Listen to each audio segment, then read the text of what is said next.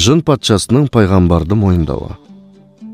Бұл кезде хақ жолында күресуге бел байлаган мұсылманның саны 39-ға зорға толды. Әбу Бәкір мен пайғамбар қағбаға келіп құлшылық жасап жүрді. Бұл кездесу тар күншілдерге ұнамады. Әбу Жәһіл мысқылдап: «Әй Мұхаммед, сиқырың қалай болып жатыр?» деп мұқата сұрады. Пайғамбар үндемеді. Әбу Жәһіл: «Исламның хақтығын мына Лат, Узза, Манаттардан сұрайық» деді. Сол кезде пұттың ішіне бір жын кіріп кетіп: «Мұхаммед жәдігөйді өлтіріңдер, ол елді адастырып бітті» деді. Пұттарға көзсіз табынатын Құрайыштар еліріп шыға келді. Көздері қанталап пайғамбардың жағасына жармаса кетті. Кейбір кебісін шешіп, бас көз жоқ сабай берді. Мұхаммед пен Әбу Бәкір оларға қарсыласқан жоқ. Надандар екеуін төпелеп тастады. Оларды пайғамбардың ағасы Ғаббас арашылап алып шықты. Ол болмағанда өлтіріп тастауы мүмкін еді. Әбу Бәкір есін жиғанда анасы басын сүйеп отыр екен. Ол тұра сала пайғамбардың үйіне жүгірді. Оның амандығын көріп, жүрегі орнына түсті. Пайғамбарды ертіп үйіне келді. Сыдықтың үйіне келсе, тілеулестері түгел күтіп отыр екен. Олар да пайғамбардың амандығын көріп қуанысты. Олар дастархан басында отырғанда есік ашылып, бөтен адам келеді. Ол Расулдың қолын сүйіп, тағзым етті. Сол кезде Расул: «Сен кімсің?» деп сұрады. Ол: «Мен жын нәсілімін» деді. «Мұнда не қылып жүрсің?» «Пайғамбарлық қонғалы сені сырттай бақылап жүрмін.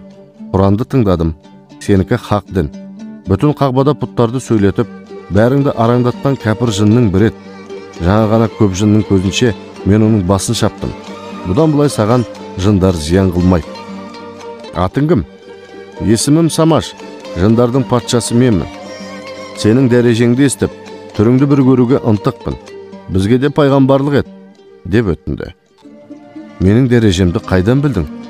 «Мұса Кәлимулла Тұр тауында Тәңірімен тілдескенде сөздерін мен де естіп тұрдым. Сонда жаратушы иеміз оған сені таныстырды. Сенің бүкіл сипаттарыңды оның көңіліне құйды. Сол кезде ұлық Алланың бүтін пайғамбар менің ризалығымды тілейді. Ал мен Мұхаммедтің ризалығын тілеймін деген бір ауыз сөзі құлағымда әлі жаңғырып тұр. Бұл Алланың өзі Хабибім деп атаған нендей ұлық пайғамбар» деп бір көруге ынтық болдым деді.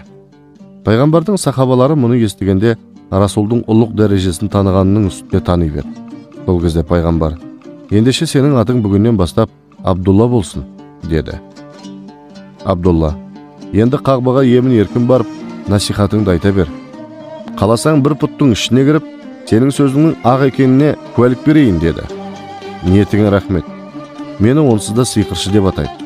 Мен ондай қулықпен дін жаятын адам емеспін. Мен ұлық Алла мен оның түсірген Құран кітабының құдіретіне ғана арқа сүйеген хақ пайғамбармын. Есіңде болсын, бұл әлемде ең ұлық мұғжиза, ең ұлы керемет ол Құран» деді. Абдулла басын изеп, Расул сөзін мақұлдады.